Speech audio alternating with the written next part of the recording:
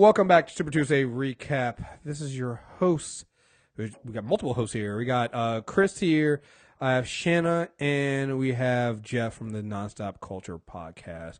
What is going on, everyone? And What's up? Yeah, I'm all right. I'm here in Vegas. oh, that's right. We went out last night. You know what? I forgot that we decided to do this, and you were in Vegas. And so, are you sober?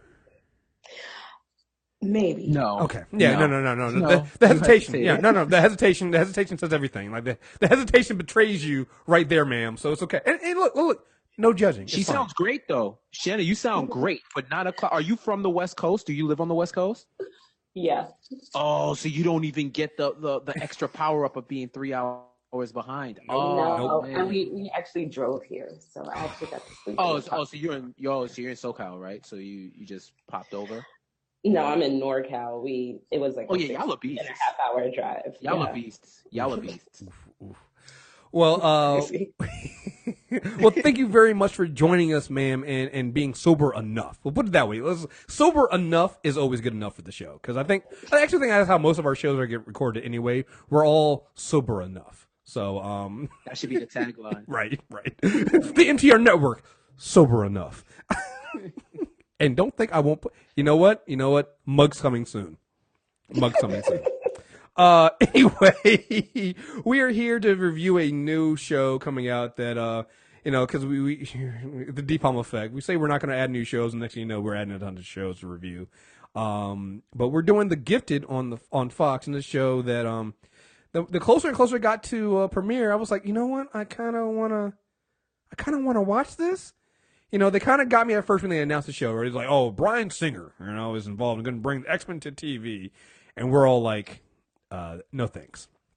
Then they said that the show's going to focus on, the mutant underground and two human parents and their mutant son and daughter. We're like, yeah, no thanks. They start seeing some trailers for it and start talking to the cast. We talked to the cast at San Diego Comic-Con and then again in New York Comic-Con, and gonna kind of say, guys, as a staunch hater of everything Fox has done with the X-Men movies, I like this. I really like it. I really, really like it. I was invested from like minute one, and I hate that. I hate it. Well, I gotta point out, I gotta say this now. I'm hoping that third time is the charm for us, Shanna. Because we have been here before. We started with I can't remember if it was Gotham first or if it was Constantine, but we did both of those. It was Constantine. It was Constantine first, and got canceled and disappointed us. Then Gotham, and you took it longer for Gotham than I did. And I was like, I'm sorry, ma'am. I have to go. I can't do anymore. And I left you. So we're hoping the third time is a charm for us. Cause and I will say this. I feel like The Gifted is starting off way stronger than either of those shows did. And we like the first half of the season of Gotham. But The Gifted has so far hit every tone. So I got to ask you guys, I'm kind of hinting at here. What is your guys' overall thoughts of the first 3 episodes of The Gifted so far? I love it. Like every week, it's the one show that I'm excited to watch every week. Of the new shows, obviously, like my old shows, I am. Right. Jeff? I feel like I'm watching a live action version of the cartoon that was on Fox. Yeah. Maybe not as fantastical with powers and shit, but just like this could have been the Fox cartoon.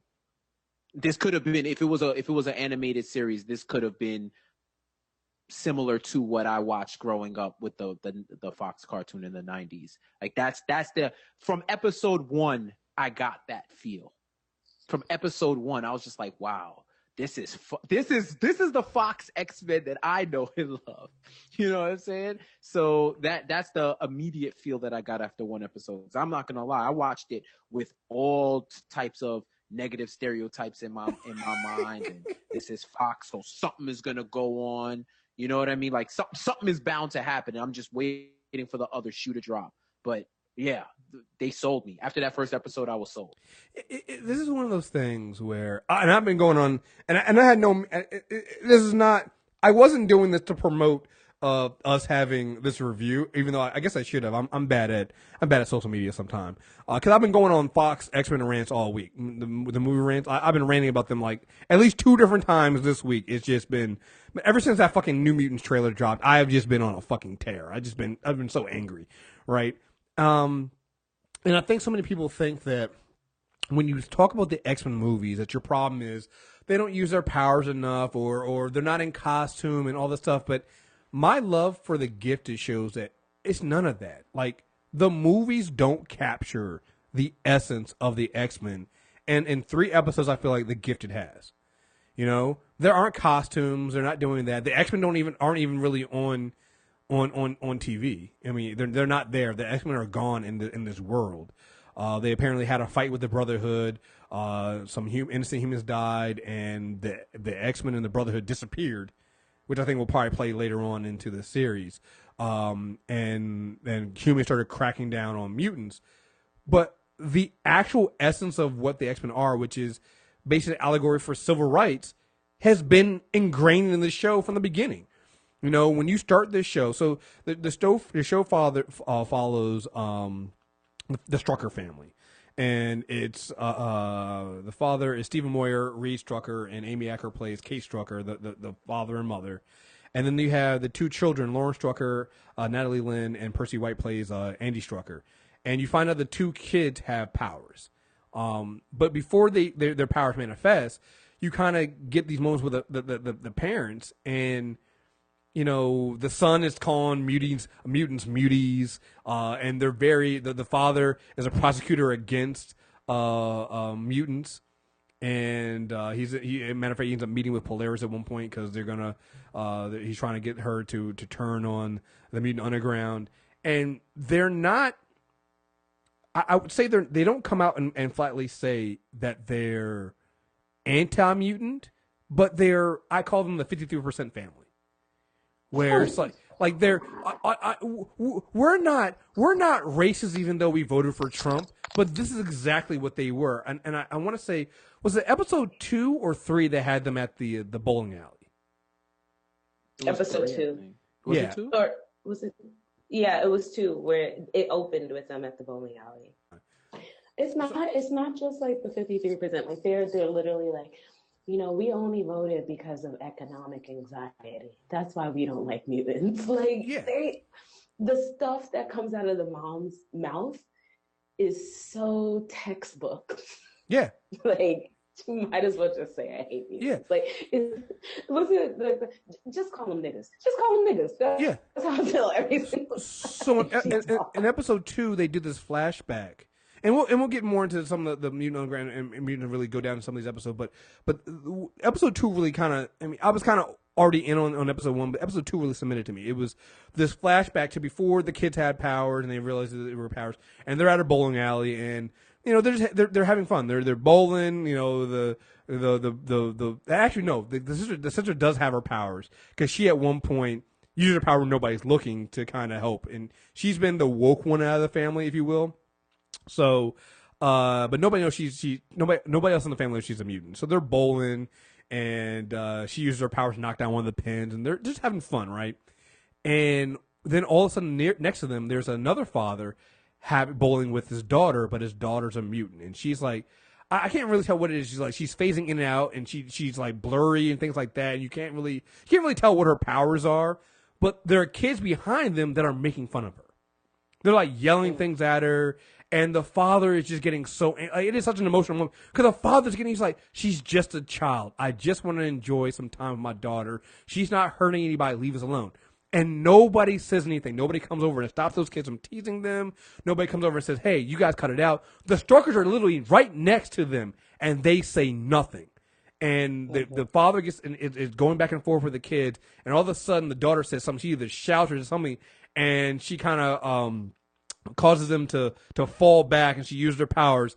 And Reed Strucker goes over to the father and says, you need to leave. I'm a federal prosecutor, and your daughter just used her powers against humans, and she can get in really trouble. And the father looks at him and was like, but he's like, sir, I'm sorry, but you know, that's the law.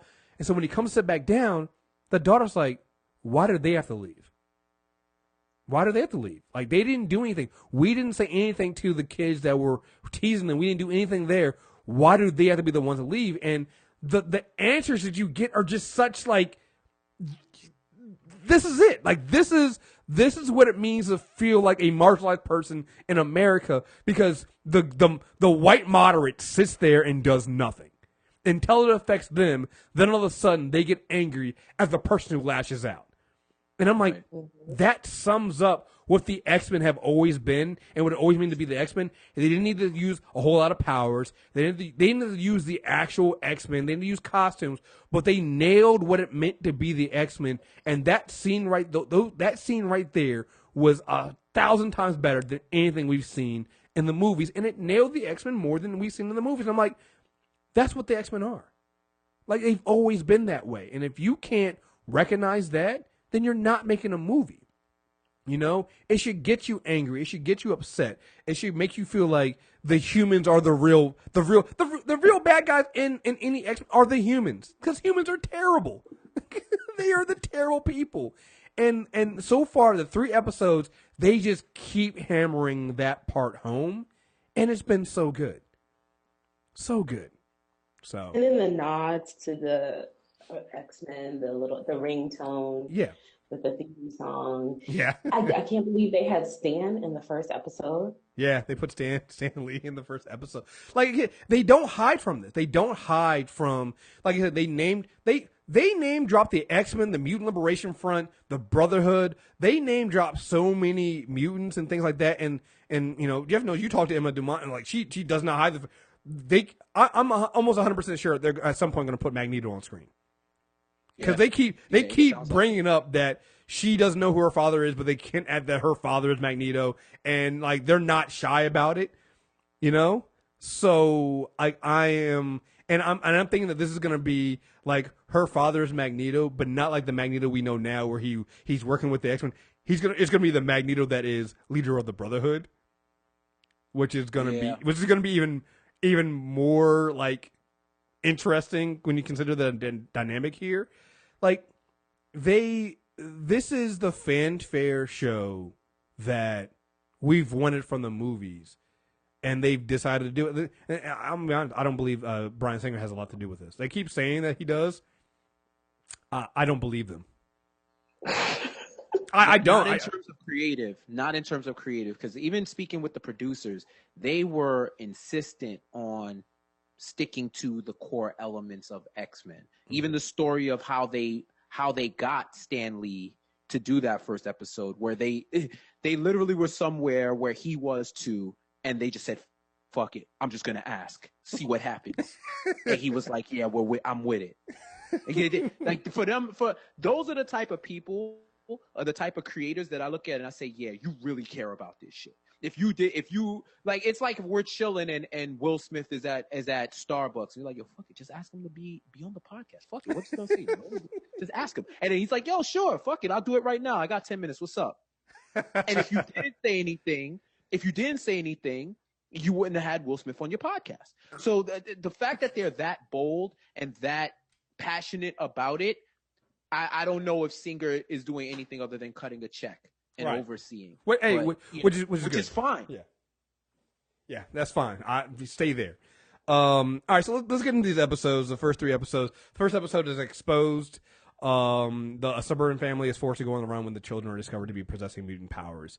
You know, they open up with, I guess, you're introduced to mutants on the Mutant Underground. You have in here, you have Polaris, Eclipse, who's a new character. That's Sean Teal's character. He's a new character they created for this. John Prowlstar, Thunderbird, and they're together trying to find Clarice Blink, a new mutant who's a mutant who's escaped, I think, one of the detention centers, and they're trying to track her down and come across her. And I like that they kind of,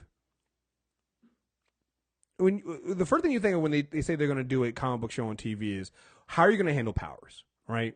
Because showing powers is expensive. Let me just keep it real. It's expensive. So how are you going to do it? And I like how they've done it on this show is, you have a character like Blink, and she's really not trained. She doesn't know how to really use her powers. and it takes a lot of energy out of her. So the effects are great, but you have a ready-made example of how to limit it because the X-Men are around. Who's training them how to do this, right? So it makes sense. And again, shout out to them for giving Polaris the color effects on their powers. They're green. It's just, it seems like something so simple, but it makes such a big difference, you know, because in the movies when Magneto uses his powers, it's no different than telekinesis, right? You can't tell. You can't tell if he's doing anything at all. Here, Polaris uses her powers and it's green and she stops bullets. She goes ham on that one dude who I think shoots Marcos. I love the dynamic of the Mutant Underground. Like they throw you in with them and you don't really know a lot about them, but you can tell that those three have worked together, and I like it so far. What do you guys think? Well, for me, I appreciate the colors of the powers because it's just like the comic book. We see colors when they're using their powers, so it looks like a laser light show. But if you think about it, even gravity, magnetism, there's stuff on a spectrum that we don't even see with our naked human eye. There's a bunch of stuff going on that you would need telescopes and all those type of microscopes to actually see what's happening with the action of the force going on. So for them to show it to us so that it kind of breaks that fourth wall so that you see it in action, it helps differentiate their powers. I also like the makeup of the team. I would have never thought to bring Thunderbird back because in my mind he's been dead for ages. So for them to bring Thunderbird back, I'm like, wow, they really brought James Proudstar into the fold. Like that, the makeup of the team is so eclectic, but it works. I'm just happy to see him on screen again. Yo, I got for the first time. Deepalm reminded me, and we were having when I was going on one of my Marvel rants, it kind of reminded me that Polaris is kind of was an X-Men and was like, I think after Jean was like the second female X-Men on the team. She kind of forgotten about, but she was there, and you're kind of like, oh shit. So that's kind of also a good reason why because I kind of more put her on X Factor. Which wouldn't that be kind of cool if they turn this eventually into an X Factor team? But I'll save that for thoughts going forward. But I kind of forgot about that. And you give an excuse to put Lorna on the team, and you also give her the connection to Magneto, which they're not shying away from. You open up so many possibilities. I really liked the little detail of her hair being green. Yes. And when we first meet her, it's black. But then when she ends up in the prison and you see the black dye run out of her hair, and then she has the green hair, I just thought that was a beautiful little detail. Mm-hmm. Yeah, they don't seem to be hiding from, again, it's a fanfare that they don't, like everything that it seems like the comics kind of try to hide from and don't fully embrace or do it in a cheap way. Here they make it earned, so they give you the black hair at first, the brown hair at first, and then you see the hair come out. And you're like, oh wow, we are getting the Polaris we thought we were gonna get. We get you can tell she has issues with whoever her father is. Right. I believe when you interviewed her at New York, she said Emma Dumont said that she's gonna deal with her mental health issue, her mental illness. That's gonna be play a part. Forgot about that. Yeah, that's gonna be played a part in that. So it's like all that stuff is going to be in there, and that's part of who makes the character beyond just her powers, right? We like the powers, like that's great. Like one of my favorite powers has always been magnetism. I've always been fascinated by it. Like everybody knows I'm a villain agenda. I am a Magneto was right guy. I am, that's just who I am. But like that's great, but they're actually getting the core of the character. Like you actually care about Lorna, you care about who she is, and you're seeing her struggle. Not really in the first episode, but you get in the second episode when you see her in jail. You're seeing her struggle in this prison, and you're just like, yeah, that's probably gonna mess her up a little bit, and I can see why. So yeah, that's that. I'm really excited about that. It was crazy in our interview with her. I asked her about the hair, and she was like, "Yeah, we're gonna see the hair, guys." And that was right before the episode. Right. I was like, "Okay, we're gonna see it." And it was the next episode. I was like, "Holy shit, you wasn't playing, were you?" No, they don't play. Like they've been moving pretty fast on some of this stuff and some of these reveals. So after we get the introduction of these characters, we see Blink, and they even said because Blink doesn't really know how to use, she can only go where she basically has the Nightcrawler. She can only go where she's seen she's been before, and if she doesn't, you can close that teleportation, that you can close it, and it can cut a leg off. I think at one in that first episode she cuts the back end of that cop car off, right? Because the portal closes on the cop car and stuff like that. So yeah, I love the way they did her powers and how they working with that with her. And I think that we'll get into that in later episodes. You then come back and you actually meet the Strucker family, right? And I'll be honest, I think I knew that the sister had powers, but it didn't occur to me that she had already had her powers for a while and didn't say anything. Such a good reveal. Such a good reveal. Yeah. Like so perfect. And so perfect for, I'm an older sister to a little brother. That is exactly how it would happen. Like, the girl is smart enough to look around and be like, oh, this is going to be a problem. I'm going to hide this because she just wants to be normal. And then it all comes out when she has to protect her little brother. Right. It's so perfect. What I love is, like, their brother and sister on TV that feel like a good brother and sister on TV. Like, I think we were talking to Rod about this before. I think I told him about this on the Nerd Off. You know, in other shows, you'll get the younger, when you have the older sibling and the younger sibling, there's some kind of tension there. Like, the older sibling is an asshole to the younger sibling or something like that. Here, you don't get that. You feel that Lauren is very protective of Andy. And you find out, right? You find out Andy's been being bullied.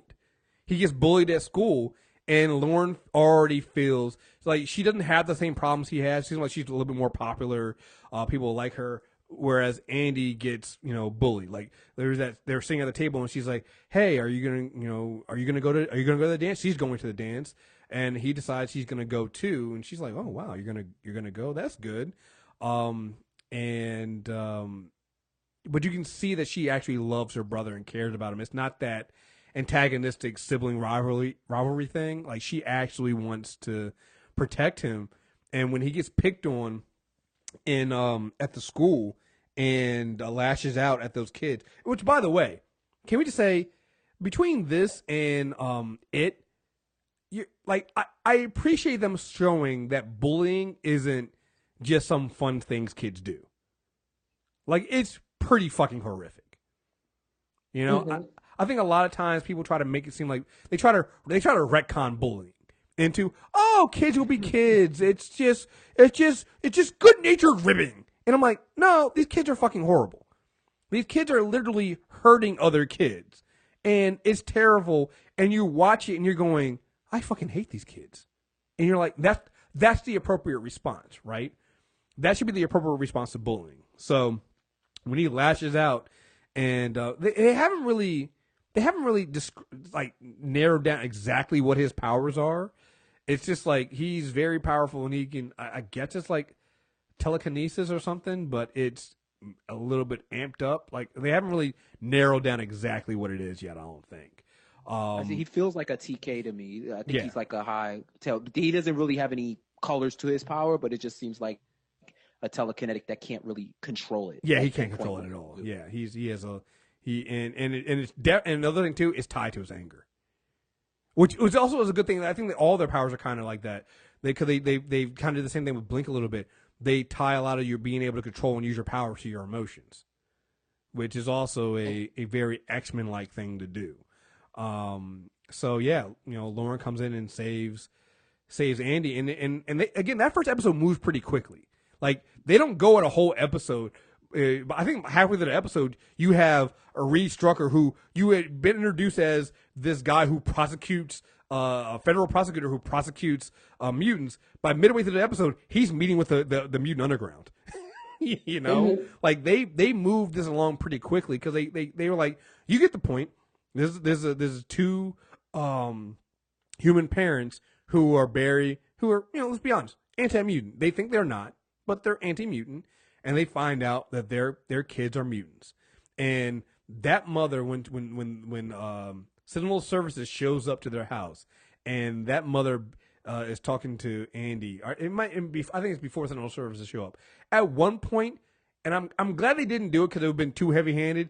But at one point, you could tell she's about to hit Andy with the, "Have you tried not being a mutant?" She was gonna. But honey, do you have to use your powers? Right. And I love the fact that the daughter is, again, the daughter of Lawrence is like, "What are you doing? Like, come on." Like, I remember she was, "Well, you have powers too." When she was like, "I've known since, remember that time that we almost got hit by that car? I saved us." Which again is another one of those things that it really resonates with you. The daughter saves the mother using her powers, but still did not feel comfortable enough coming to her mother and coming out to her mother that I have powers. That was wild too. The way it impacted her. Yeah, you could see, like, she was like, "Oh shit, yeah, I'm probably trash." Yeah, doesn't feel good. I might just be trash. Yeah. Let me stop trying to pray this mutant power away from. Oh goodness! Shit. But again, It's still going to be trash for the next 2 episodes. Yeah, she's still trash. Yeah, yeah. They're gonna be trash for a while.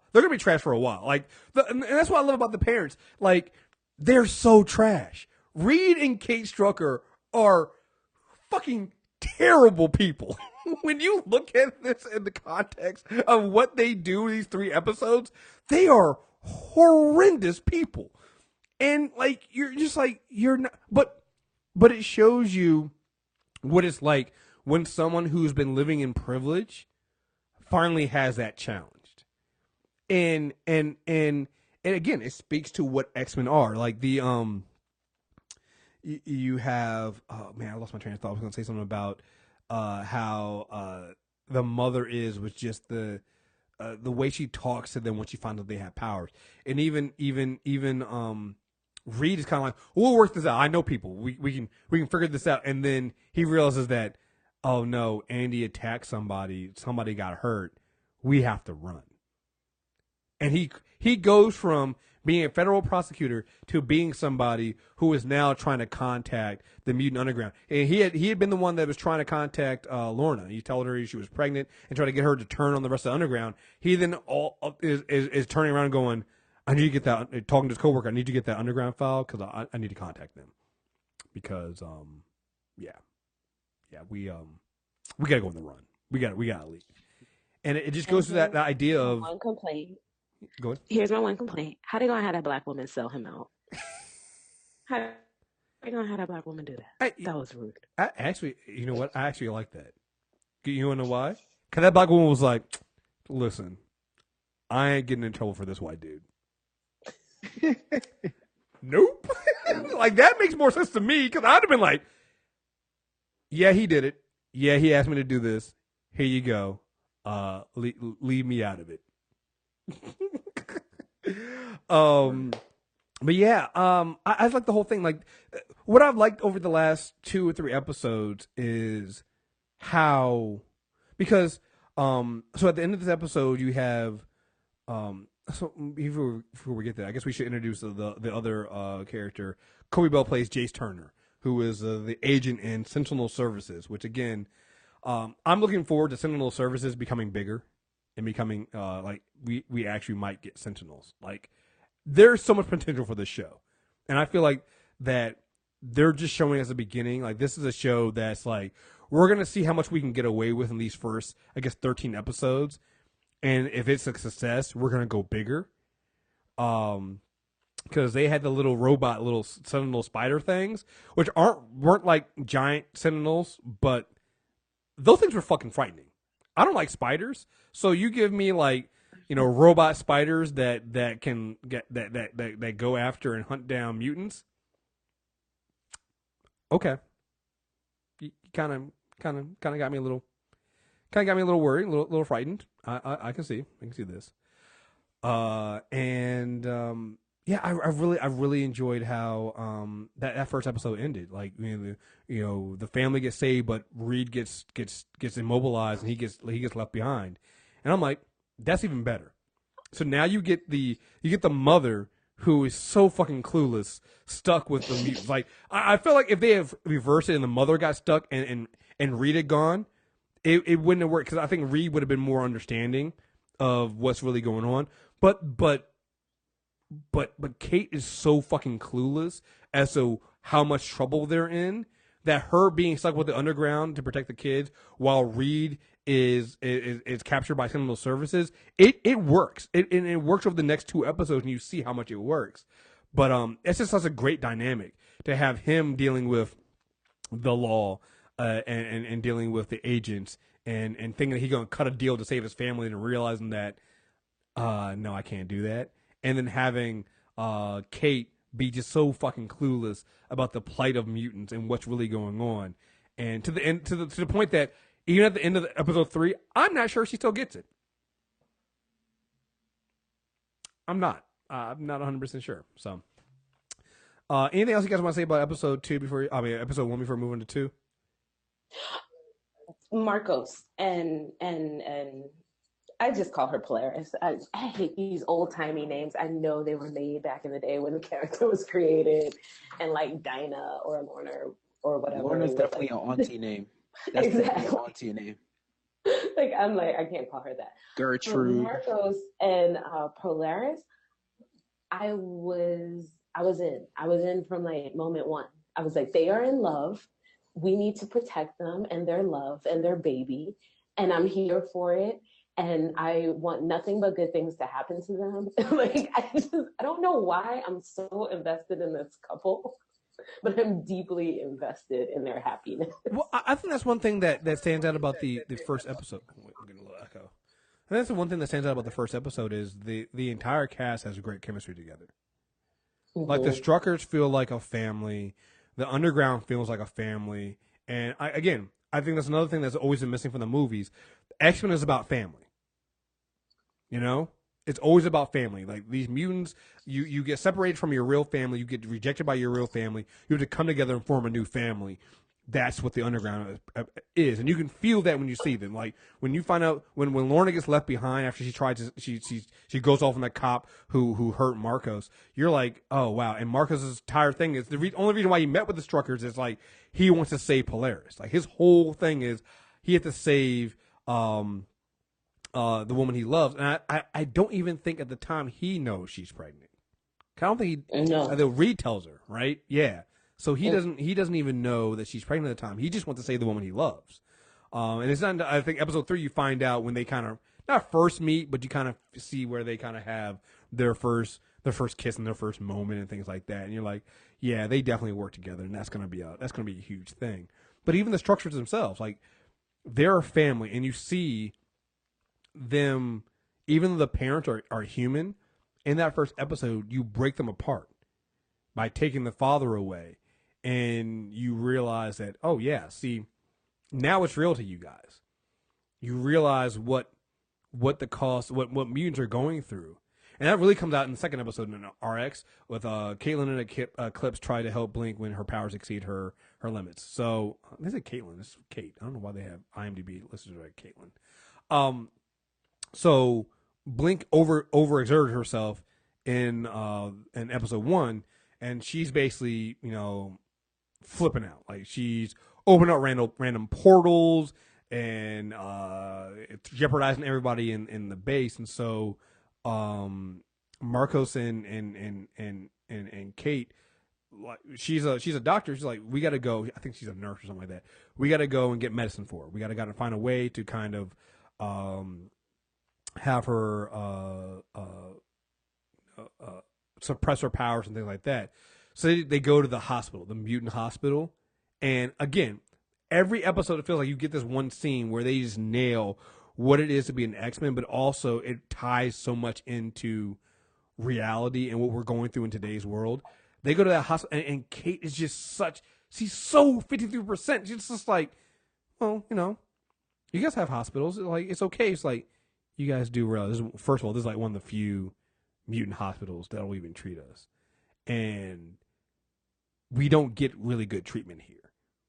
Like, you have to understand that. Like, this isn't like the hospitals you go to.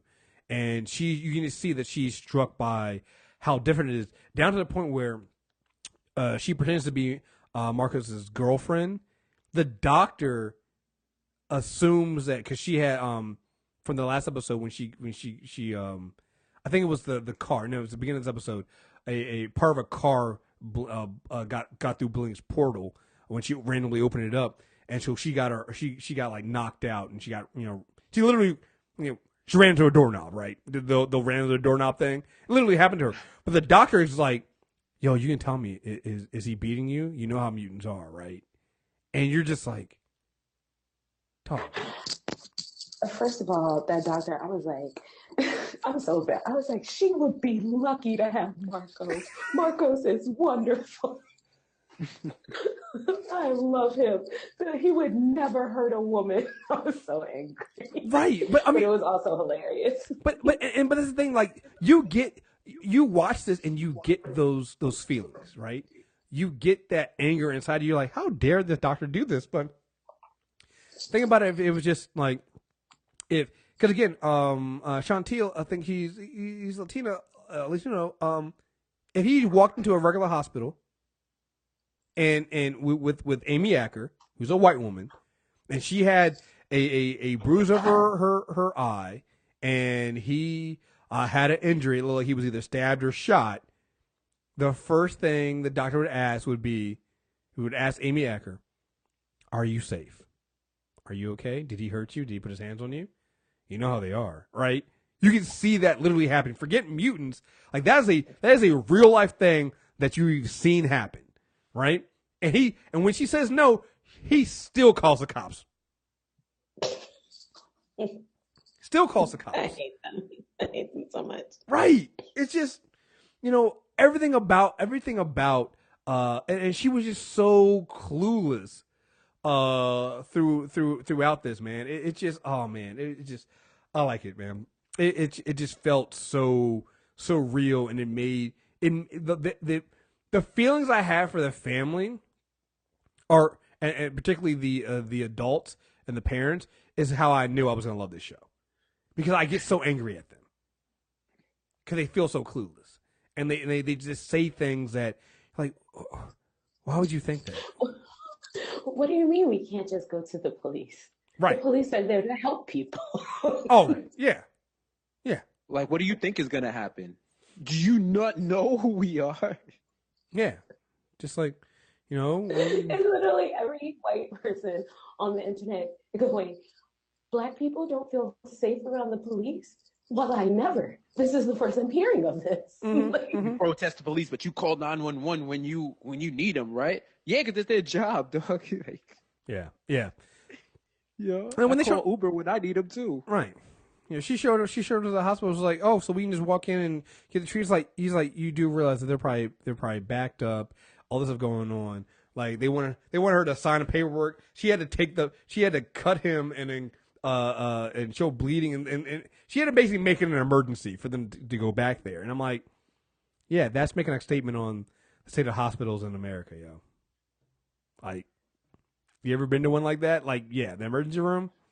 That's what those people are looking at what they're looking for. I do dig Marcos's power set. For being an original character, I think he fits in real well. And I didn't know what it was. It seems like he's on that spectrum of spectrum where you're like living energy, like living solar energy. Right. Because I know they said he was supposed to be a combination of Sunspot and Wolverine, and I could see that where when he gets hurt, you see the light emitting from him. But I'm eager to see how they mature his powers and what he can actually do with them. Yeah, because that was a funny thing, right? In the first episode, you show him, and he kind of uses his power to kind of like make it bright so the cops can't see the place. I'm like, is this motherfucker just a spotlight? Oh, he got some whack power. But then later on, they show him like literally using his powers to cut through cinder blocks. He's like, I'm gonna go and we're gonna break Polaris out, and we're work through by cutting through the walls, stuff like that. I'm like, oh no, he actually has like legit powers. Like he can do that. And even in the scene in the hospital, he ends up melting the door, so the cops can't come through and using his powers that way. So I'm like, oh no, okay, yeah, no, he has a legit power set. He's not just a spotlight, So Right. he can actually. I do have a quick nitpick about his code name. Why would it be Eclipse if he's literally shining a light to blind people? That's not what an eclipse does. Yeah. I mean, I don't want science Twitter and everybody to come at me and take my science card from me, but as an eclipse, you're not supposed to stare in the eclipse because it could blind you. But when I think of an eclipse, I'm thinking of when the actual eclipse happens and it's dark. So to me, I thought he was going to be more like Blackout. Yeah, I think that would have been bring darkness over. But it's like he got real highbrow with that code name. It's like you got to break it down. It's like, why they call you Eclipse? All right, so boom, right? When you look into a solar eclipse, it'd be dark, but then it's light again. Exactly. It's like, all right, yo, all right. I needed to bring this up on the show and him to go because all the good names were taken. Like, right. Like he does that. I call myself Sunspot. Right. I was gonna call myself Sunspot, but there's somebody already there. Yeah. Why didn't they just call him Sunspot? Did they just not like the backstory of the character? Oh, I think it might be because the New Mutants are having Sunspot. Oh, okay. That might be why. I'm not sure, but that could be why. Who knows? I'm always kind of weird about what movies decide that they're going to, when studios decide they are not going to do a character because it's already on TV. It doesn't make any sense to me because, DC does that a lot with the Arrowverse and stuff like that. But I'm like, but then why did you make the Flash in the movies Barry when you have him looking like Wally? Mm-hmm. You should have just made him Wally in the movies because you already have Barry. Like you have two Flashes now. Like why does it work for the Flash? You can't. I don't know. Like it's weird. I don't know what their decisions are and how they decide to make some of these things. So I just told myself that's what it was. They're doing Sunspot on New Mutants, so they decided not to. They didn't want to have confusion, but yeah, who knows? It's cool to make new characters though, and from a business perspective, it's smart because now they can never say, "Oh, you can't use him and make him an Inhuman or some shit." Like he's a mutant. Yeah. So that is a good, like you said, that's a good point. They can actually slightly off topic.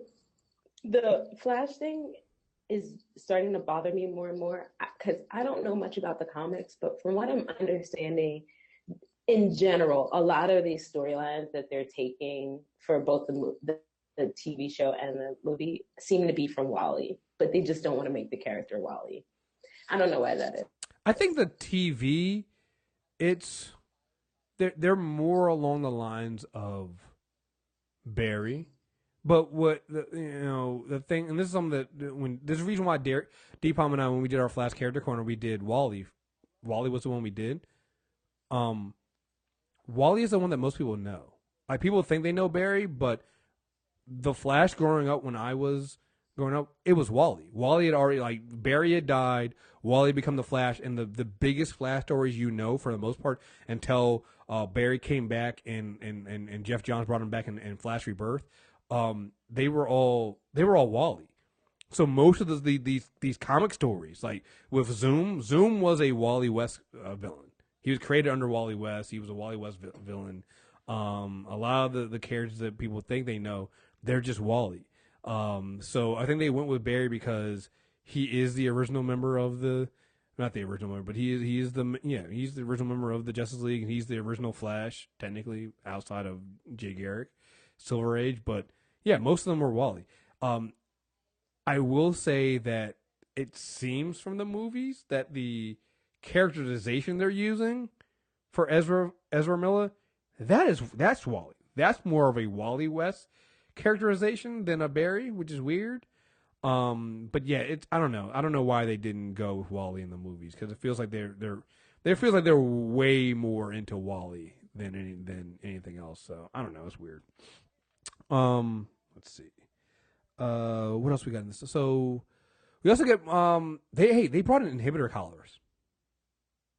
Yeah. Yes. It's the little things the show does.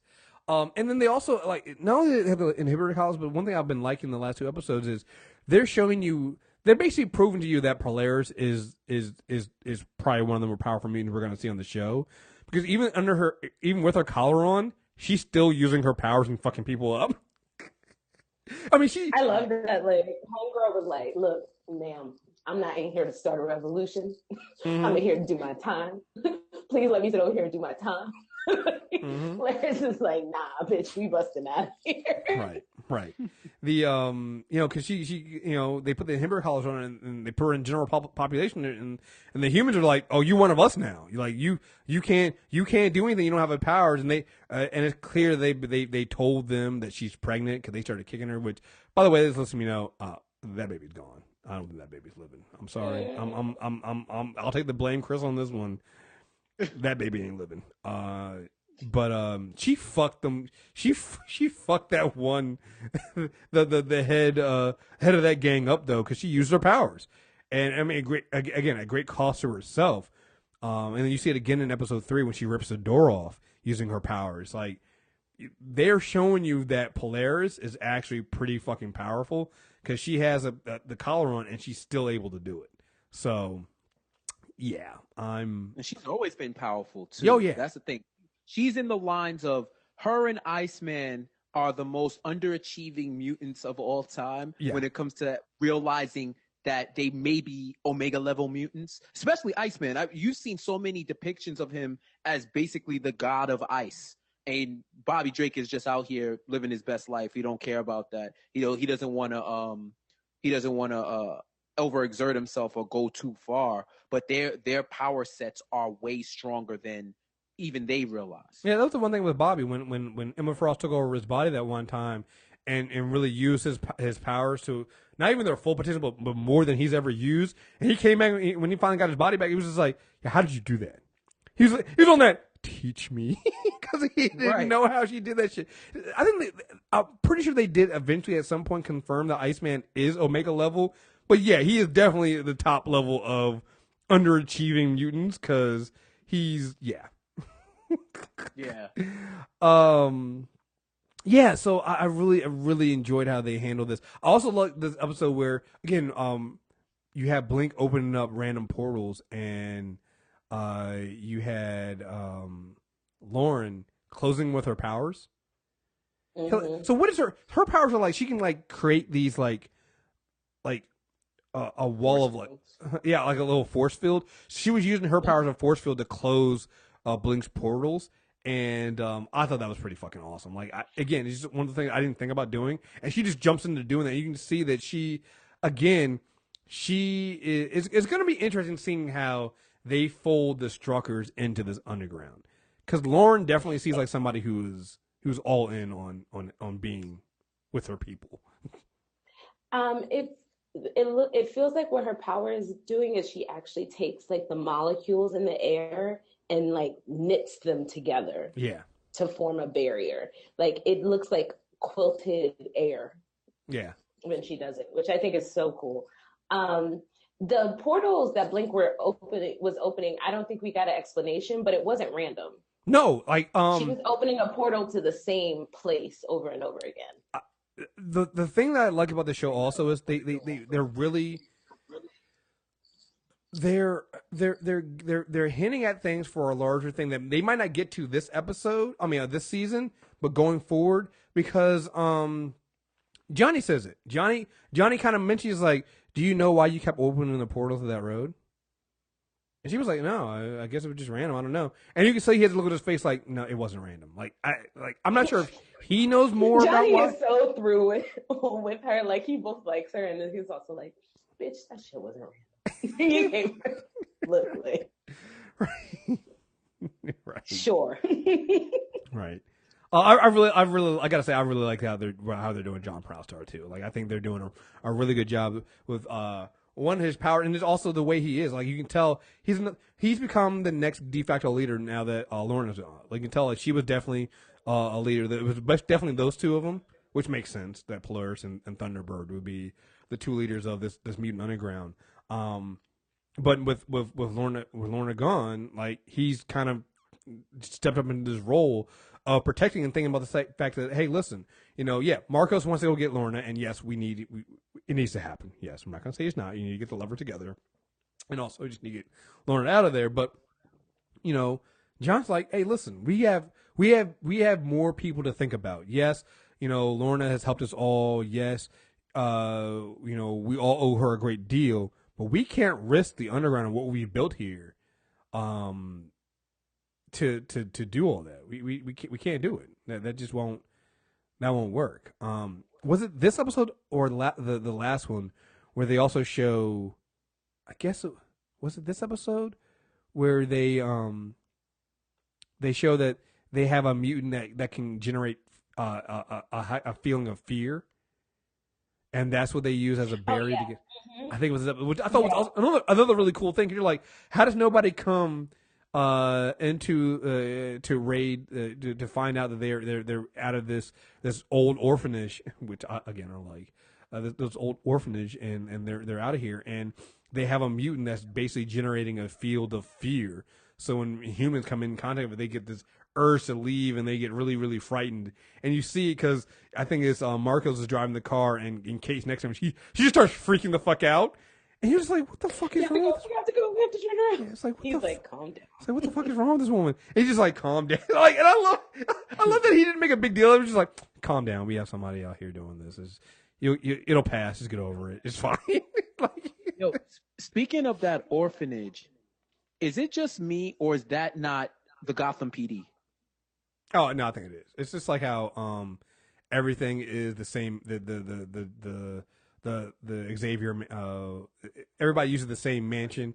Like the Xavier mansion is used in a couple other movies. I can't remember what it is, but it might be. It looks like the Gotham PD building from Gotham. I haven't watched Gotham in a while, but it does look like the same building.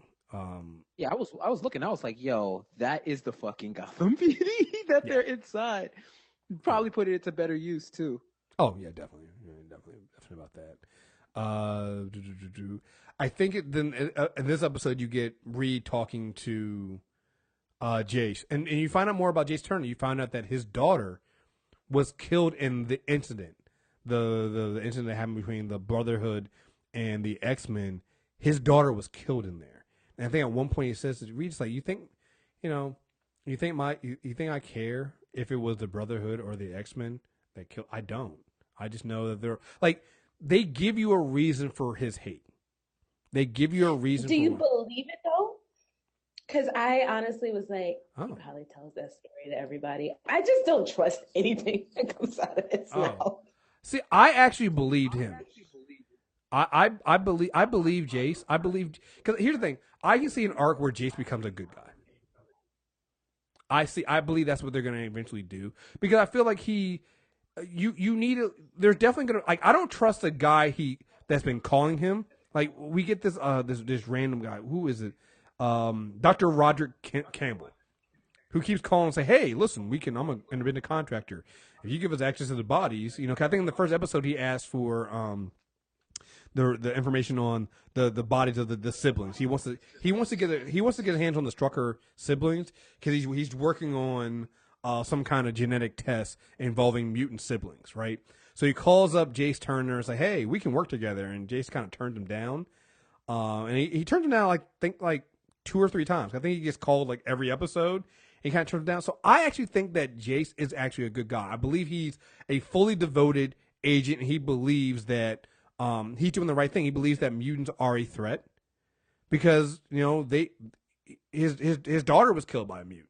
So I fully believe him. I don't believe everybody around him. And I think he's gonna be like the Struckers. He's gonna come across and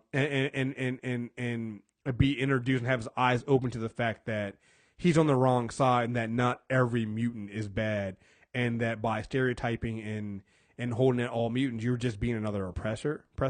I do believe that. But I never got the feeling that I can't.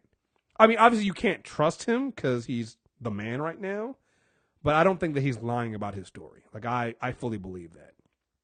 So, and he strikes a deal with Reed. He's like, listen, you turn in the Mutant Underground, and we'll give you your kids back. And Reed, being Reed, says yes, because the Struckers are Horrendous.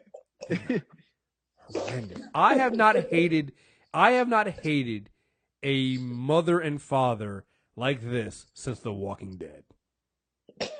Wow. Like, this is Lori Grimes times 2. I hate these parents.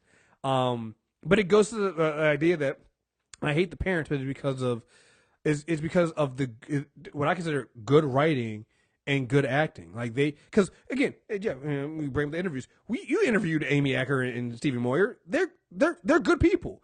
Like, Stephen Moyer is so nice. He was There like, are good people on both sides, Chris. yeah, there are good people on both sides. Like, he's a nice guy. He openly admits that the show is going to get into these social issues and be very relevant to today's society and things like that.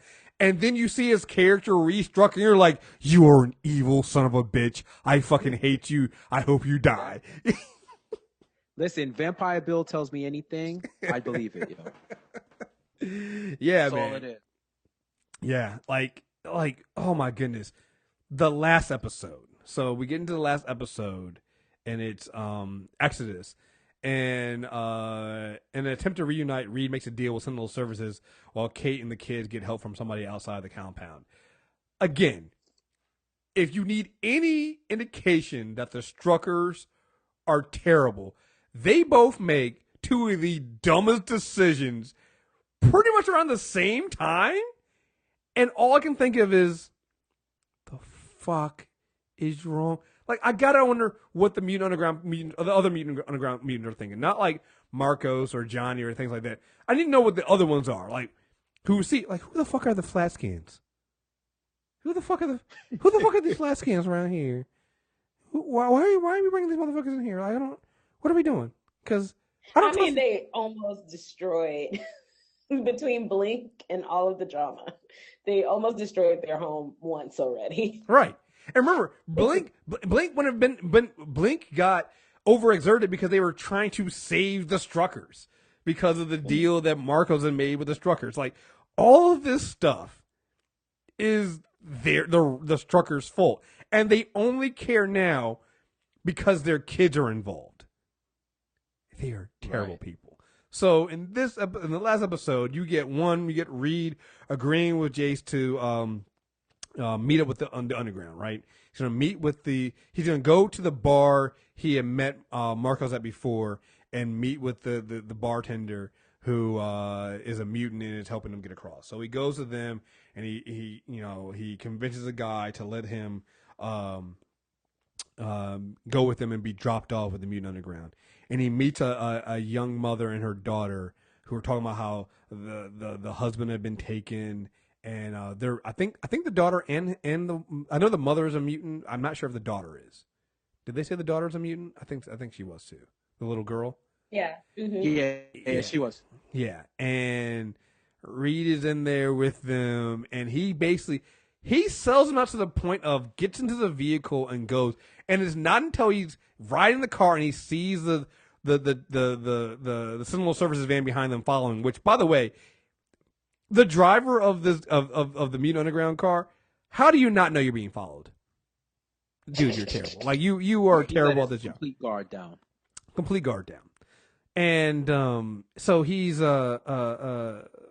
Reed finally has a change of heart and realizes that this is after the mother had taken away his pain. You know, because he had gotten shot. He was still in pain. She took away his pain. She's like, that's my power. And we're, just having the conversation about, my husband was taken and they took him from us and we just want to be safe. And he's saying all this stuff and he still goes out with the plan to the point of getting in the vehicle and driving, and finally has a change of heart when he looks at the mother. And I appreciate the fact that the mother, the daughter, and the driver both kind of don't forgive him, or basically like, you are a jackass. You are a evil son of a bitch for even going this far. Like, he really thought that by, I'm telling you, you got to stop the car. They're following you. I just wanted to get my family back. Like, he hit all the points of, you selfish son of a bitch. Oh, it was so good. So good. He's so terrible. So yeah, that moment, the moment the guilt hit him was hilarious. He's just, it's like he looks at the camera like, if you're wondering how I got here, right, record scratch. It's just like, dude, the fuck is wrong with you, man? I think what is he? I'm thinking of Leslie's trash scale. He's not styrofoam. Because he always realizes at the last, but it's always at the last minute. And it's like, wait, but now I feel bad. So I have to do something nice. So he's not styrofoam, but he's definitely not recycling either. He's somewhere in between. Because here's the thing that gets me right? Like, you're a father, right? And you want your kids to be safe. Well, as far as you know, your kids are with the Mutant Underground, which is where you wanted them to go to begin with. So why are you selling out the Mutant Underground? Like, if you, like, again, like you said, he's not at the bottom of the trash heap, but he's still selfish as fuck.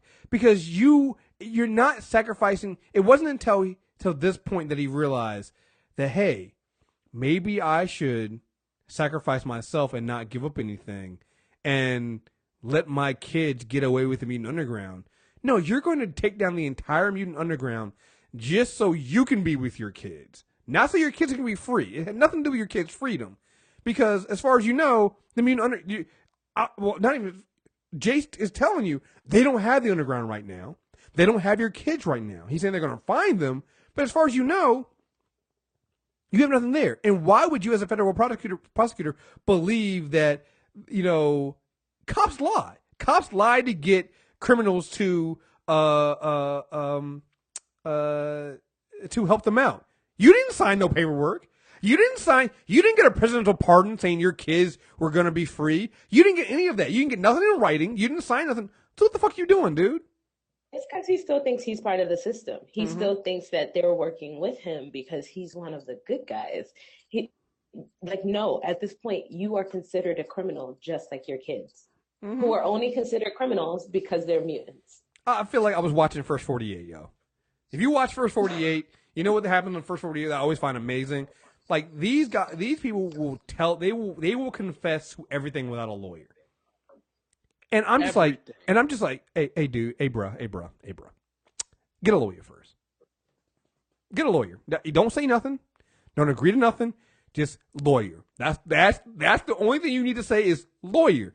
Reed out here spilling guts. He's setting up. He's going into the field. He's wearing wire. You're doing all this shit, bruh, and you ain't got nothing in writing. You ain't got no lawyer. Like, dude, what are you doing? And ain't he a lawyer himself or some shit? Right. Like, dude, you're falling for your own. Excuse me. You're falling for your own tricks. Come on, bro. I was just expecting them to be in the other room, like, yo, man, Nightcrawler already said he already said what you guys did, and he's cutting a deal. So you may want to cut a deal yourself. We know, we know where you were, man. We're just trying to help everybody. Why don't you just let us know, and it'll be way less worse. And granted, they did have his mother in the other room, but even his mother was hidden under pressure. But even his mother was hidden one of those felt like a 53%ers, yo. She hit the basically like, I donate, I feed the orphans, and I'm just like, bitch, what does that got to do with anything? I support mutant registration. How dare you bring me in here and say I am against anything? I pay my taxes. I do not allow for my feelings on mutants to compromise anything. Right. I'm a good person. It was so much. It was just so much privilege and stuff in that stuff. I was smiling the entire time. And then you got Kate on the other side, thinking she finally hitting the, well, why don't we just get help? Why don't we just get a lawyer? And again, Marcos and all them tell her, you can't do that. That's not gonna work. We have friends. You don't have any. I have my brother, my cousin. We know people that can help us, and they're like, that's not gonna work. They think you're a terrorist. Once they think you're a terrorist, they can literally do whatever they want. They can throw you into whatever hole they want to throw you into. Like, I don't understand why she does not understand. Well, it's just like how, think about how many white people voted for Trump, and they realized that the stuff that they were voting for wasn't going to affect just other people; it was going to affect them too. And then all of a sudden, they were like, "Well, we can change this." Like, no, you can't. You've already the die has been cast. You are one of those. Like, you know what it is? It's like those people who voted for Trump and then found out that they were also going to be deported. Mm-hmm. Oh, I can fight this. It's like, oh, actually, no, you can't. Actually, no, you voted for the right not to fight this. Like, so you're going to be deported. I don't understand how this happened. Well, how it happened is you voted for this, and you voted for it. Like, I don't know what else to tell you. Like, that's what it is. But they're just so insistent. It's, you know what it is? Kate Strucker reminds me of that. She basically has this entire episode. She has the "I want to speak to your manager" attitude. I want to speak to a manager. It's like, I am the manager. I want to speak to your manager. There's got to be somebody higher. Like, it's just, man, it doesn't work that way. So they decided to sneak out and go to, I think it was her brother.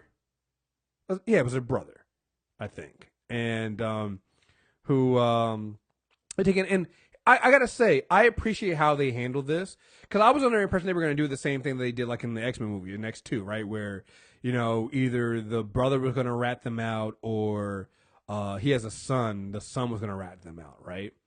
And the way they handled it wasn't that way. Like, first, the brother was on some, yeah, I can't help you.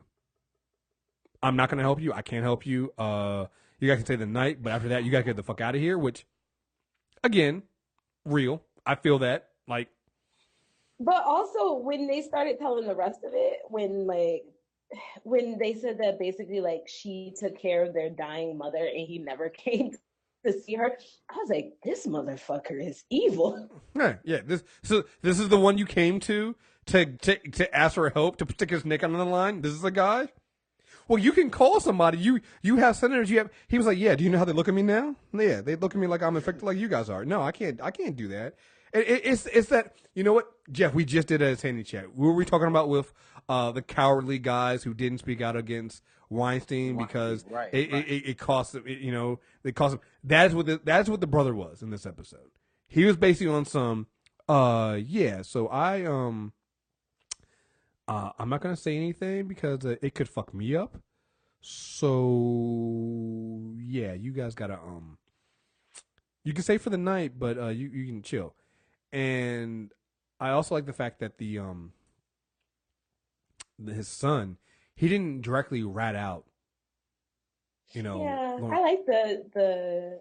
I mean, he's stupid, but I like the cousin. He was genuinely excited that his cousins had power. Right. Yo, I mean, the son is my guy. Yo. He was like, yo, how did you guys escape? He's like, we have they talk about the resistance. He's like, oh, so it's like Harriet something. It's like the underground. Right. No, because it's bad. Because that's what it be like when you have like for those who have like white friends and they're exposed to certain parts of your culture for the first time, and they ask the questions where it's like, yo, I'm not even mad that you asked that, but I would have even thought to ask me something like that. Yeah, but they just genuinely intrigued. Yeah, what is wrong with you, dude? Why would you? Is that what you think it's like? You know, is this what it is? Yeah. So yeah, I would have been the same way too. Like, yo, show me your powers. Yo, what can you do? Well, just do it real quick. Right. But that's what I liked about it. So they get ratted out not because the cousin is on some. I'm like in X2 is the brother, Iceman's brother is a salty little, you know, piece of shit who calls the cops on his own fucking brother. Right. No. Right. They updated this for 2017, which is the cousin does what young kids will do. He thinks the powers are cool. So what does he do? He takes a picture or takes a video and sends it to his buddy. And then his buddy sends it to somebody else. He sends it to somebody else. And that's how they end up with an angry mob outside their house. It's not because the cousin thought it was wrong or thought that he was trying to get his cousin in trouble. He was like, he even said, it was like, I sent it to my friend. I thought it was cool. And he said he wasn't going to send anybody else. And I'm like, yeah, no, that's not how it works, dude. That's just, nope. That's not how it works. That's not how you can do that shit. And so, like I said, everything they do on this show just feels like it's so ingrained in today. Like that is exactly how stuff goes viral today. It's like, yo, I'm just gonna send it to my buddy, and then, yeah, dude, you can't do that. You should have put it on Snapchat. That shit would have been funny as fuck. If he would have Snapchatted it and somebody would have been like, yeah, you put it on his IG stories and the father sees it, right. And then you turn it up with the powers, like, yo, this shit is crazy. Yeah. So I love that. Then immediately a bunch a actual literal mob pulls up to their house based on like one kid's like random text message to his friend. yeah. An actual mob pulls up to their They wasn't house. fucking with it. They wasn't fucking with it at all. You know what? I like how it was a diverse mob too. Mm-hmm. Well, oh yeah, black dude was like standing right by again, like me looking at the black people, just like with like just the owl, like my head turned all the way to the side. Like, really, dude, we're doing this. It reminded me of 9/11, like post 9/11, where everybody had a common, where it was all the unity based off of a common enemy, and it didn't matter for those 2 weeks what race or whatever you were, as long as you all were against terrorism. And unfortunately, the face of that was our Muslim brothers, our Arab brothers. You know what I mean? So our Arab brothers and sisters, where it was like that. This is bigger. That's when it was bigger than us, and it was about America and shit. Yeah. So that sentiment is what mutant life is about. Where I could be, I was persecuted for years, but this mutant shit is some different shit. We got to come together and get it out, which is why I appreciate mutant people of color, because they're like the gamut of oppression. Yeah, I was two things I want to say about it. One, I might mention something about I was going on my X-Men rants online and talking about Brian Singer. Although there's other problems with people of color and things like that. And they made a mention about how even the Gifted doesn't show. And I was like, okay, whatever. I blew it off, and I was like, hey, wait a minute, no, there's plenty of people on the Gifted. Like they're not black, but there are definitely people of color on the Gifted in the main roles. So it's like not everything has to be. When we say people of color, we mean people of color. Not everything has to be black. So, and that was a black person. I was like, you got to be careful that making sure that, like, this is like when people got mad at the lack of diversity in Asian shit. I'm like, 2 of the 3 main characters are Asian women. So, yeah, I would like more, but let's also not downplay just because we don't see a black face there that somehow we make it seem that there are no people of color in there. 2, I would also like to see some human people of color who aren't shit, because I would like to see some human people of color make the connection of because again, if we're gonna make the idea of the mutant underground kind of being like the Underground Railroad, well, let's make some mutant people of color of being stops on that Underground Railroad of being like, I'm helping you because you know what, I know what it's like. We've lived through this. We've been through this. We're all kind of, we've all kind of suffered at the hands of those who have more privilege than us. So I like to see that. And then, third, and this is just a nitpick, I would have appreciated if those trucks had American flags on the back of their trucks. if they had been flying some flags and just been all super patriotic and stuff like that. They all got out with red hats on. Yeah, I would have. I know that's a little bit too on the nose, and a little bit too much, but I just would have appreciated it because, goodness, that mob got out with them guns, and I was just like, come on, guys. Or mutant registration bumper stickers and shit like that. Oh, I need those, man. I need some anti-mutant propaganda. The alt-right of mutants. Oh, goodness. Give me the friends of humanity in some khakis and white and some white polos. Woo, oh, boy, yeah, give me that. Call them friends of humanity. Woo, yeah, I would love to see that. So, again, I like again how you see Andy using his powers and basically kind of going ham and being like, yeah, guys. He's full. You should just get him a Villain Agenda T-shirt. Oh yeah, because he's gone full. He's like, fuck these humans. We're better than them. We have powers. They don't. When he made of the when he was like, we didn't rob the bank. I forgot about that. Yeah. Oh yeah. And I like the fact that with him, he went from anti-mutant, like, yo, fuck these mutie, this, that, to, oh, I'm one of them. Fuck these humans. We turn it up. We turning up. Oh, I didn't know it was this lit. Oh, y'all gonna persecute me? We gonna crush you. Well, you know the thing about it is with him, I think, and I think this is where it comes in. You kind of even saw when you talk to Percy in the interviews and stuff like that. Like, is a connection with the bullying. He finally, like, him having the power and getting the power as a mutant gives him a power to lash out at the people who have been bullying him. And I think that's what is tempting him. And this is why, again, man, there's so much they can do with this show. If they do bring Magneto and the Brotherhood and the X-Men in some kind of form or fashion, it's going to be interesting seeing Magneto trying to tempt Andy. Because he, like you said, he gives off that villain agenda vibe so much. Like, and you can see that he's been bullied. He believes that he has his power. He should use it. And that, you know, these people fucking pay for it, right? Like you said, even down to the fact of, you know, we don't have any money. Well, we can rob the bank. And then he decided instead to not rob the bank, he just got all the change out of the fucking the meters, the parking meters. Like, yeah, if you got him being tempted by Magneto, be like, hey, join the Brotherhood. We can take you in. We'll you know, you're one of our brothers. We'll show you how to lash back out at these bullies and the people who have hurt you and your family. Whew, boy, that'll be a. And I can't say that I would be against him joining. Listen, I love that they're showing that's how you turn people into enemies. That's how you turn them into terrorists. Mm-hmm. There's nothing I want to see more than this powerful mutant who's the victim of bullying being courted to the Brotherhood by one of the most powerful mutants who just so happens to be a survivor of the Holocaust. Bruh, come on. It's custom fit for it, right? It's custom fit for it. You're just like, what could you say to that? How do you argue against that? It's just like, yo, I mean, he's right, but I just don't want you to fuck with him because y'all can't team up. It's just wrong. Just trust me. He's right though, but nah, chill. Because again, we are starting. You know, we're just getting the feel for the land. I think that's why you have the X-Men are disappeared and the Brotherhood's gone and things like that.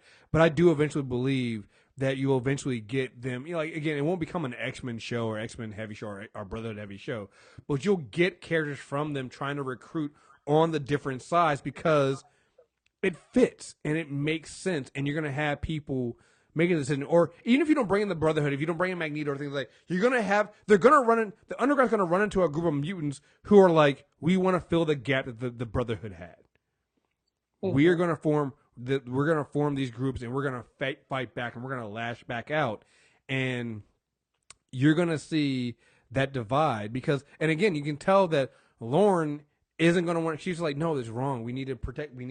Yeah, they're wrong, but we need to be better than that. You can even see the divide between the siblings in that. And because they've done such a great job of having Lauren be the protector of Andy and look out for him and how well they work together, seeing that divide coming now, oh, it's going to be great when it comes when it eventually happens. Like, you can just, it's custom made, you know, it's custom made. Like, his powers manifested. You know, and again, I love the fact that they bring up that how when mutant powers manifest, they manifest in times of great emotional stress and things like that. Like Lawrence manifested when they were about to be hit by a car. Andy's manifested when he was literally being bullied. Let's take it back. He wasn't being bullied. He's being tortured. All right? Andy was being tortured by other kids. Mm-hmm. He lashed out, and there's nobody who goes, oh, you shouldn't have done that, Andy. At least none of us. You're like, they had that shit coming. Like when they were like, oh, he hurt another kid, it's like, the other kid was torturing him. It was self-defense. Yeah, they jumped his ass. I hate that so much, and it happens so often where you see kids defending themselves, finally, after being harassed for like weeks and months, and then they end up in trouble. And it's like, why didn't you tell somebody? It's like, 9 times out of 10, they told somebody and no one took it seriously. Anybody remember the viral video of Zangief kid? When that kid got body slammed after poking the bigger kid than him? He would come up to him, he was like poking him, he was trying to hit him, he was trying to pick a fight, and people were videotaping it, and then finally the bigger kid grabbed him and like literally pile drived him into the ground. And afterward, I don't think I've ever seen it. Oh, no, you've seen it. You have. It was years ago. Years ago. If you go and find it, I'll send it to you after this, and you're going to be like, oh, I remember that shit. The kid that was doing the bullying who ended up getting retaliated against, I remember the videos later on, the interviews of his mom coming in and him sitting there, and him, well, he was bullied too, and I think it was just wrong, and he shouldn't have been. I mean, yeah, he was wrong for what he did, but the other kid was bigger than him, and he could have seriously hurt him by retaliating like that. I'm like, you're part of the fucking problem. Your kid went out and bullied some other kid, was poking him and punching him on camera, and was having a good fun of it until the tables got turned and he got fucked up. Like, that's usually how it happens. I'm sorry, but I don't feel bad for the bully. But like you said, Shannon, this happens all the time. Like kids, like schools have that anti-retaliation bullshit, which is bullshit. Because it basically, because kids will go in and say, hey, I got bullied, or hey, I'm getting picked on, and nothing fucking happens. I've read a story, I don't know if it was a real story or not, but it was about a mother who was reacting to her daughter getting called into the office because her daughter had hit this boy, and it basically fucked him up and made his nose bleed and things like that. And the principal called him in and was like, yeah, we talked about your daughter and stuff like that. And her daughter explained what happened. The kid had been poking her and been plucking her bra. And so the mother was like, oh, so you guys called me in here to see if I was going to press charges for sexual assault. And everybody was like, oh, well, no, your daughter hit him. Yeah, because he sexually assaulted her. So what are the next steps? What are we going to do here? It's like, that's what happened. It's like, she asked her daughter, it's like, so did you tell anybody he was doing it? She was like, yeah, I told them this, and they told me not to worry about it. They told me it was just, and she was like, oh, so you want to see if I'm going to press charges because you guys are also complicit in this. And all of a sudden, the entire demeanor of everything changed. It's because, yeah, you guys don't take the initial act of bullying seriously until somebody gets smashed in the face. Right. You know? It's kind of like the idea of when people do protests and, why are you guys burning down? Because when we protest peacefully, quote unquote, and ask you guys nicely, you guys don't say shit. But when we interrupt your fucking brunch or we block a fucking highway, all of a sudden now you want to talk about what's going on. Right. Maybe that's all funny games until Tommy's nose is bleeding because we got tired of the bullshit. Right. So no, I fucking love. I'm so interested in seeing what happens. Again, we're dealing with the first arc of this show is basically introducing us to the characters, setting the world, getting everybody together, and things like that. I'm really interested in seeing when they can start expanding on other storylines, like bringing in other mutant groups and bringing in other philosophies and bringing in the Magneto for someone needs to wear a Magneto was right shirt. I'm in. You can borrow mine. I'm there. I'll be an extra. Let me know I'm there. So good. The last thing we got in here. That'll actually be really good too, because that'll probably be where we see the brother and sister start to diverge. Exactly. Because she's not going to go there. No, she's not. Right. She's not. It's not in her nature. But you see that she's going to struggle with it because, well, she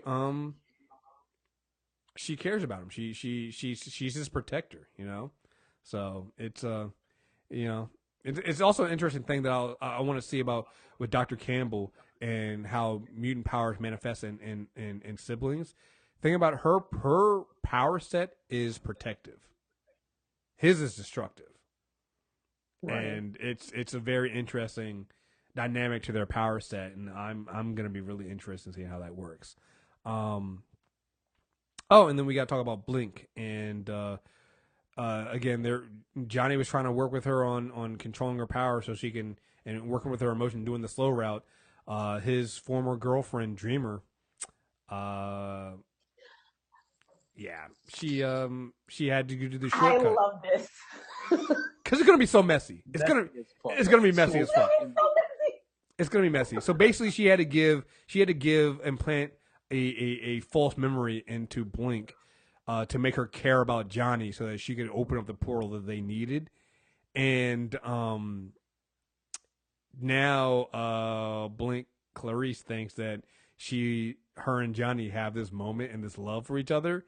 And this is gonna get, because you can also tell that a little bit that Johnny, Blink is not a bad looking woman herself, so you can tell you kind of looking at her kind of like that, but he wasn't feeling her like that. This is gonna be so fucking messy. Okay, do you remember that actress from Agents of S.H.I.E.L.D., the one who plays Dreamer? She was the not the speech, the one that she's the one that could have multiple bodies. Is that what her? Wasn't that her? No, she was Lorelai. She was. Oh, she's Asgardian. Lorelai. You're right. Yeah. Yeah. So first of all, I think it's amazing that they made her Dreamer. There is something about that actress that she looks like somebody who like can charm people and change people's minds. So she's kind of perfect for that role. Yeah. But when you realize that not only did she give her the memory, but that she gave her specific memories of Johnny. That's never a good. Just switch them up. Oh, that's not. Oh, this is gonna be so wonderful. It's not gonna be good. It's not. It's like, and again, you know what? I feel her because they had to do something because they needed her. They needed Blink to open up a portal. They needed her to save. Once again, the Struckers are fucking shit up because this never would have happened if the Struckers hadn't done what they did.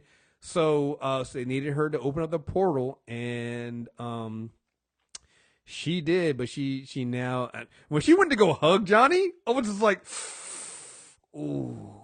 Johnny could tell. Johnny was just like, what is this hug for? Oh, what did you do? Wait, why is she?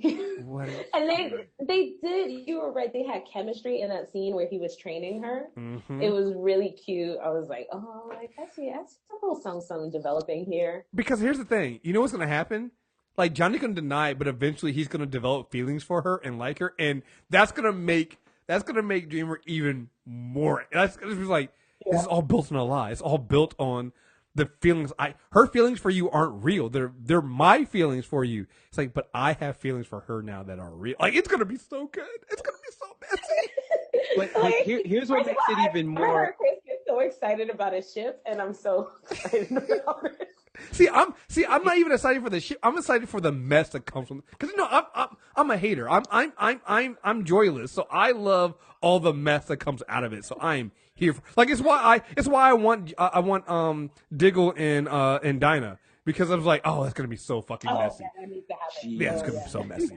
I want the fire, the brimstone. Sorry, go ahead, Jeff. One thing about so good. One thing about Dreamer to me, just understanding her power set. I think she could have gave her a different memory to make it more, because like I don't have to love you romantically to want to save you. I could love you like a brother. I could be a friend. She could have implanted a different memory to make that connection. She went straight to the messy shit. I already see Dreamer wants to watch the world burn because that's the first. I don't know if that's her power, that it has to be a love connection that she makes. I think like Poison Ivy and shit, but I don't know. I think what happened, because remember what he says to her, because she's like, let me make up these memories about Lorna. And he's like, well, in the past, that hasn't always worked. And he like names two people who I'm assuming she like drove insane or something like that. Right. And so I think her reasoning probably for it is going to be that she used her own memories because it's better for her to implant something that isn't completely false. Right. Yeah, that's what I was going to say. Yeah, that's what I was going to say. I think that she had to use her own memories because she didn't want. Again, she didn't do this. It wasn't something that was done. And I love this. It wasn't something that was done out of anger at Clarice or no. She was like, "Yo, I have to do this." I think I can't remember. But didn't she even say, "I'm sorry, I'm going to do this"? But she was like, she didn't want to do it, but she was like, they had no other choice. He even told James, like, "Look, I had no other choice. What do you want me to do? You guys would have died. You couldn't bring those people back. Somebody was going to die. So if it means sacrificing, our love, then I'll go for this." But it's like it's gonna have so many ramifications, and I'm just like, I'm here for how it's gonna cause a rift. It's gonna be bad, and I can't fucking wait. I can just see it, like, cause Blink was so happy. She had that smile on her face. I was just like, oh, she's in love. She thinks she's in love. This is gonna be great. She's like, of course I saved you. Yeah. Of course I saved you, because like we're totally in a relationship, right, and we're totally in love. Why wouldn't I save you? Even when she walked away, when he was like, okay, bye.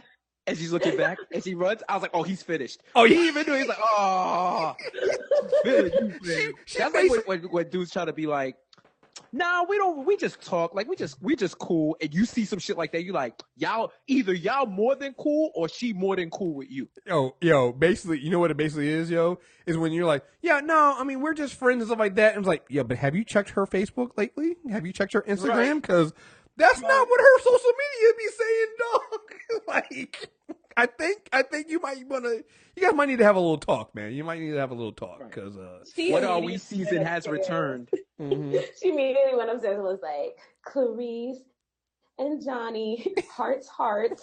Yo, she basically skipped. The eyes all have hearts on them. Subtweets, all of that. Mm-hmm, she basically skipped away. So when she got done with that hug and he was like, "Yeah, I'll catch up with you," she basically skipped away, looking over her shoulder. And I'm like, "Oh yeah, bruh, yeah, you done. You're finished. You're done. It's a wrap." You don't go home. You just gotta keep working, Johnny. Keep yourself busy, cause yeah, she's posting those Facebook status on the run from Sentinel Services, but it makes it all better when I'm with him. Right. And Johnny's like, who's him? I don't know who him is. His status is just chilling. Right. Like, yo, y'all fucking fronted, yo. Who's chilling, Johnny? Who's chilling? Right. What are you talking about? What's going? What are you doing? I'm just chilling with my boy Eclipse. It's like, that's not what Eclipse said. Are you sure? You sure that's what he was saying? You know?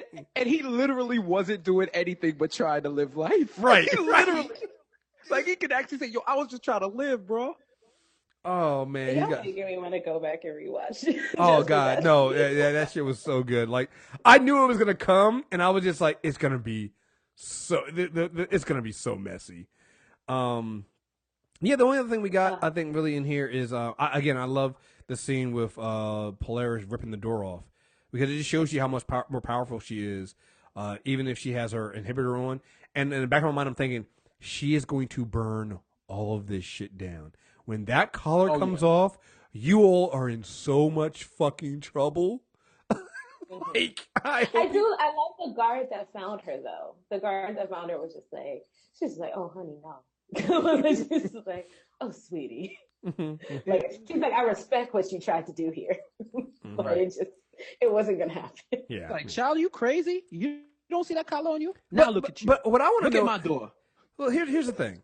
I want to know, if you, as a guard, you see this shit, do you get a stronger inhibitor for it, or do you tell somebody? Because it's like, okay, yeah, so her mutant inhibitor is supposed to inhibit her power, so she can't use them.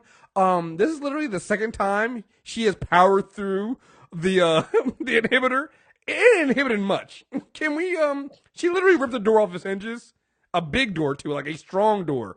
Can we up the dose or something like that? Because it doesn't seem like this is working very much, yo. We need a little bit more. I would be the one to like wait around till she woke up and just be like, you know, you probably shouldn't try that again. You know, be super nice. So that way when she does get out of it, because she's going to get out of it eventually, I'm the nice guard who helped her. Oh, absolutely. I'm absolutely the nice guard. I'm giving her extra cornbread. I'm giving her extra. Oh, here, honey. You want some more cornbread? You want some more of that? I can get you some of that. Do you need a pillow? You need. I know we're not supposed to give pillows to people in solitary, but I can give you a pillow. You want one of those pillows? I'm sorry that you're here. You know, if it was up to me, I'd just let you right on out of here. You know, me. I would never. My best friends are mutants. You know, I hit it with that shit, yo. I'm all over that. And I also love the moment when they showed 3 episodes in, they show her how she flies. But they even explain how she does it, because even Magneto kind of does the same way. She has steel-toe boots, and she has the all the metal ones to help her levitate until she can fly that way. And they show her being able to do that in this episode, and I'm just like, guys, we're 3 episodes in.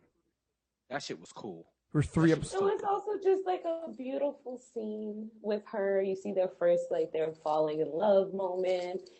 Yeah, I looked at him and I was like, oh, he's done. Oh yeah. No. Like, she flew and I was like, oh, he's done.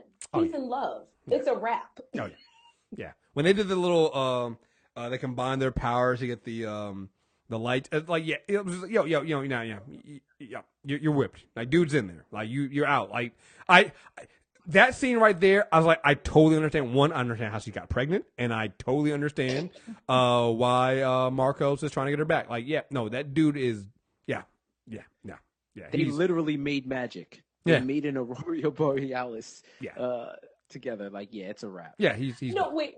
I mean, even before I knew, like, before he said it, I knew he was whipped. But when she was like, they say it's the most beautiful thing in the world, and he's like, not the most beautiful. I was like, oh my God, this whipped ass mofo right here. It was so cheesy and so bad, but I was like, oh man, that's the shit you do when you're like so in love. Like, you get unbelievably cheesy and corny. Oh my God. It was so beautiful. Yeah, like dude was done. It was a wrap. She had him. Oh man, yeah. So, anything else about this series you guys want to say? These are the first 3 episodes. I've really enjoyed them. I'm really excited about what they can do in the future. Like, they can keep it the way it is and not introduce like the X-Men proper or the Brotherhood proper, even though I honestly think that they're going to get some form of them at some point. But even without that, this show is strong. Like, I really enjoyed it. Like, I think they're hammering home every major piece of the X-Men that we've ever wanted. And I'm loving it. You got any guys final thoughts before we wrap this up? I think it's must-see TV. It's appointment TV. For me, I have a dance class on Monday night, so I don't usually get to watch it in real time. But I come home and I go straight to bed and I just wait to watch it first thing in the morning, because it's really the only thing other than the returning shows that I'm already into that I am excited to watch each week. I want to watch a new episode the minute it drops. It's so good. And I feel like I'm overhyping it, and now somebody's going to watch it and be like, it wasn't all that. But it is. I'm just saying that now. Look, it get the D-Palm seal of approval. I told D-Palm after episode 2, I was like, no, dude, I think you're going to like this. You got to watch it. I know, you don't, sometimes I steer you the wrong way sometimes, but I really think that this is going to be nailing everything you want. He watched the pilot and was texting me going, dude, this is the fucking X-Men. What the fuck? Like, are they really doing? And that was off of episode 1. And I told him, I was like, dude, it gets better. So it's got the D-Palm seal of approval. So I don't know. And it'll make you mad that they have not managed to do this in the films. It will. It will legit make you upset. Oh no! I part of my anger this week was because I'm watching The Gifted and going, "You guys know better. You know better. You have people that know better because they're doing it on TV. What are you doing here?" So sorry, Jeff. Yeah, I really dig it. It's a good change of pace from all the other comic shows that are out there. I think if you're an X-Men fan, you should be watching the show. Like, there's no excuse. If X-Men is your shit, like the real comic X-Men, you should be watching the show. And if you like great stories, good drama, like 3 episodes in, like, I'm not going to say it's the greatest show in the world, but I enjoy it. And this was somebody who had a low expectation, then modified it after the first episode. From there on, yeah, I'm sold. So I'm excited for the possibilities that for the show and the directions that they can go, because it's literally sky's the limit for them. So I'm hoping that the remaining episodes don't make me change my opinion, and I'm excited. I can't wait for the rest. Yeah, my biggest fear is that Fox pulls what they did with Gotham in one. It tries to extend the first season. I hope they don't do that. I think the first season here is set at 13. I hope they leave it at 13. Don't try to do what Gotham did and give it more episodes after their initial run. And I hope that they, because even here, unlike Gotham, like we watched Gotham and you can start seeing that they started realizing that they made a mistake. They were like, man, we're gonna eventually want to move this into getting into Batman. We're going to want to make this about Bruce, so that even now they put him in his S&M Batman suit with his fucking terrible shit, right? They're finding themselves stuck in a place where they're like, you can't really do Gotham without eventually getting into more Batman stuff here. The way I'm looking at the Gifted, one, if you look at any interview they've done, they constantly say you're going to see more X-Men you're used to. You're going to see more. If you're an X-Men fan, you're going to like this stuff. And by taking and telling us that the X-Men do exist in this world and they've just disappeared, they've left themselves open to, at some point, if they want to go down that route of bringing in more X-Men and making it more of an X-Men show, they can do that. Like they've given themselves a lot of wide berth in what they can do with the future of the show, and in which they can do anything and not really hurt it. They can turn this show from this underground railroad mutant show into a full blown X-Men. Like I said, they can make an X Factor. They can do so many different things. Like they can do so many things with this show, and it won't hurt, and it will make sense. They can even grow grow us into having like real Sentinels on the show, because the way they've set it up, like this idea of the Brotherhood and the X-Men fighting. This could, basically be a retelling of the first time the Brotherhood and X-Men fought.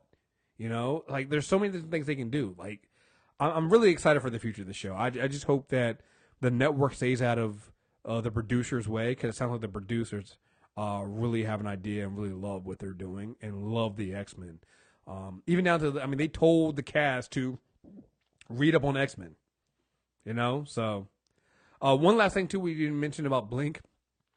Her I guess her marking, because they're not really tattoos, but even after when she overexerted herself, she's getting new markings. So you're going to see her getting more and more markings, and I think she's going to become more and more looking like the comic book character as well in there, just like Lorna got her green hair. I think we're going to see more and more of Clarice and what she can do, and I think that's going to be a really interesting thing to see as it goes forward. So, yeah. So, all right. Well, there you guys have it. That is our review of the first 3 episodes of The Gifted. Definitely check it out. It's definitely worth it. Like I said, it's got DPalm seal of approval, and DPalm ain't out here watching a whole lot of new comic book shows to begin with. So if it got him hooked in off the first 2-3 episodes, you definitely want to check this out. It's definitely worth it. It's one of my favorite new ones, and it makes me want to go, because I've heard good things about Legion. It makes me want to now go back and watch Legion now. Because the same people that made this made Legion, and I heard really good things about Legion. So I'm gonna go back and finally catch up and watch Legion, and hopefully we'll be prepared for that season 2 when it comes out. So really looking forward to this, and yeah. So we will be back when we get 3 more episodes or 4 more episodes. We'll be back and we'll talk about them. We'll be doing these in chunks. Again, thank you guys very much for subscribing to the Super Tuesday Recap feed. This is going to only be on YouTube or the Super Tuesday Recap feed, so you got to make sure you're subscribed. And if you have any questions, comments, or anything like that, email us at mtrailerreviews@mtrnetwork.net. Until next time, we're out of here. Peace.